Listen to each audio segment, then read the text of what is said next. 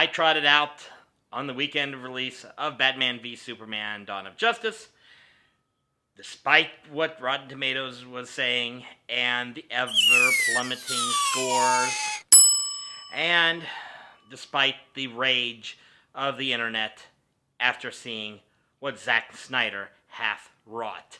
Are you kidding me? We're waiting for long. This is what you give us? What are you doing? What do you think? You had all the beach birds in your ass, you son of a bitch!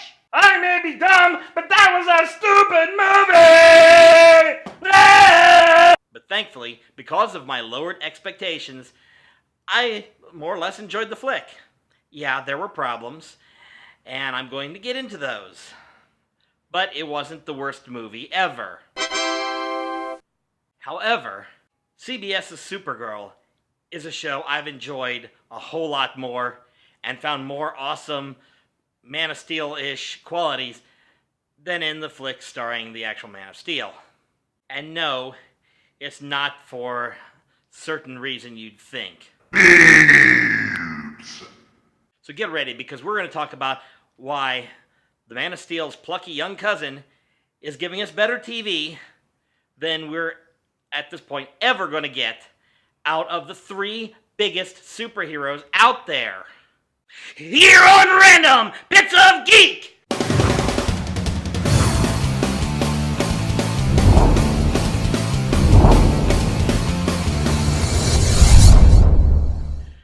Before we begin, I do have to drop the spoiler alert, because we are going to discuss a little bit of the season finale of Supergirl that dropped last Monday, and we're going to discuss the few spoilers that actually apply to Man of Steel, although almost everything except one major thing was spoiled in the trailers.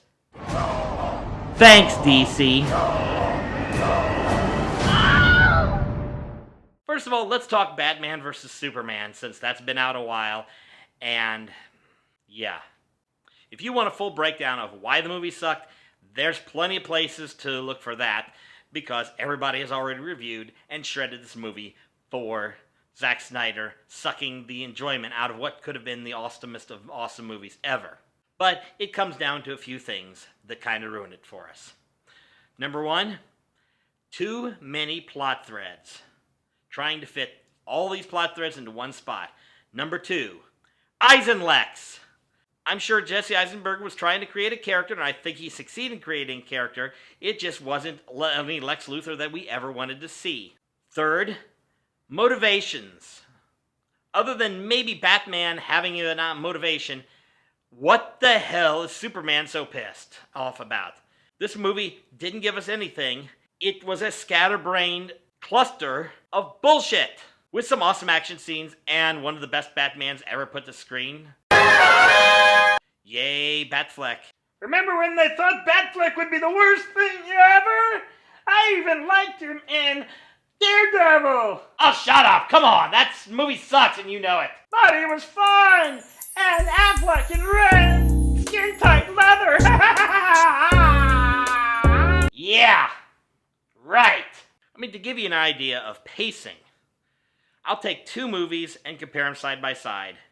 Batman v Superman versus Star Wars The Force Awakens. As you may have noticed if you've watched some other videos, I have a son who's autistic. We saw both movies in theaters for the first time, although he saw Star Wars 3 times because Star Wars. With Star Wars, he sat and looked at that screen for the 2+ hour runtime. He might have glanced over at me when I was looking at him, because I occasionally pay attention to see what he's doing. But his eyes never left the screen, his ass never left the seat, because it was Star Wars. By the third viewing, he was up a little bit, but meh. It was still better than when he was doing Batman v Superman, and he was getting up and running for snacks and yada yada yada yada. Now, that tells me the level of quality of the film. Because if it's an action film and his ass stays in the seat, then it's a good film. The less of an action film it is, the more likely he's likely to get disengaged and walk away. As for me, I didn't get up through Star Wars the first time for any reason, even though my bladder was about to burst. As for Batman v Superman, I was waiting for a good, long Eisenlex scene to run and take a piss. Because Eisenlex. Thanks, DC. To contrast that, let's take a look at Supergirl, which is just finished up a season on CBS and was a great finale. Wasn't quite the action-packed, holy shit, over-the-top, things exploding everywhere type action sequence that you get in a major blockbuster, but this is TV. The point is, besides the fact that they kept showing bits enough of Superman, they say, oh, it's Superman, and then they don't deliver the goods. Good one, CBS. Mother. Supergirl deals with characters. Just like its sister series is Flash and Arrow over on the CW, the focus is on developing and exploring the characters through various scenarios and story arcs that can take over a season to get to, and individual stories that play to individual characters. This is something that the movie completely lacked, is the ability to find a relatable character, to have things happen more organically, to find a way to introduce elements that are really good and awesome, but not in a ham-fisted way. For that, let me take you back to Man of Steel, in the interrogation room where Superman and Lois are sitting, and she asks, what's the S for?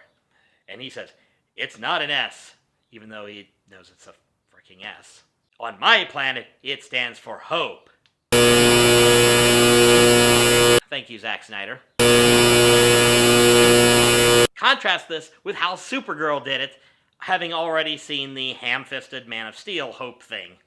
We're near the end of the season. This is the second to last episode. Non and whatever the Brainiac character is called have activated their super weapon, have taken over the minds of pretty much everyone. They're debating whether or not to detonate a big Krypton bomb and kill off a bunch of population and definitely wipe out the bad guys, and then make the city pretty much untenable for decades for Supergirl. In that discussion, Kat convinces Supergirl that there is a way to do this. That when she looks at Supergirl's symbol, she sees hope, because character development. Thanks, DC. Taking your time, DC. That's the biggest problem you have right now, is taking your time. Supergirl,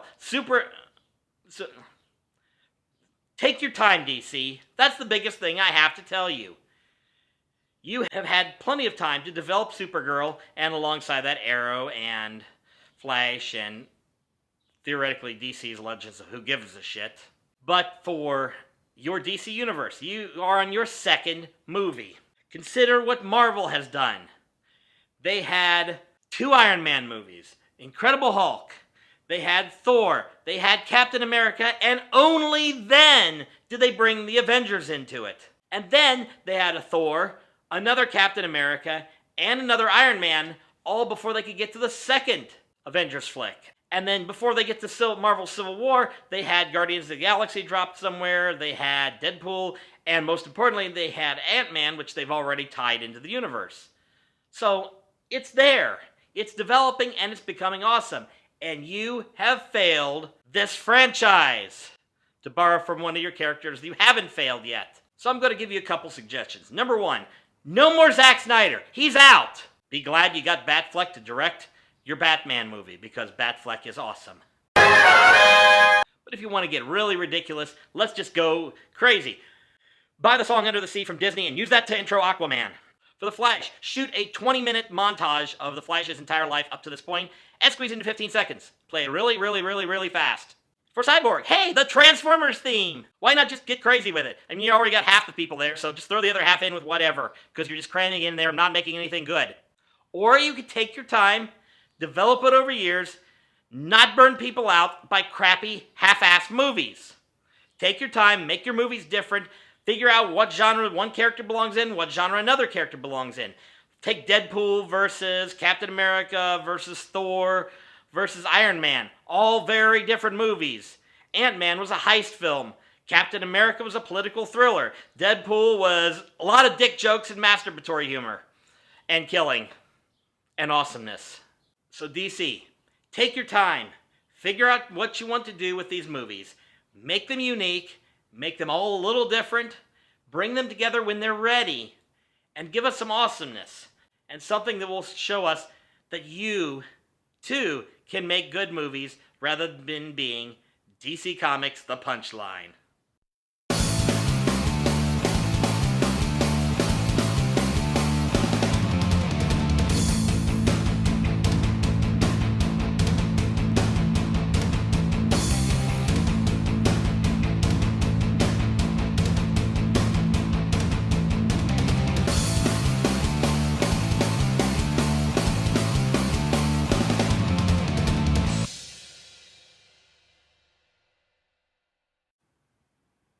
Okay, overlay while I'm doing this.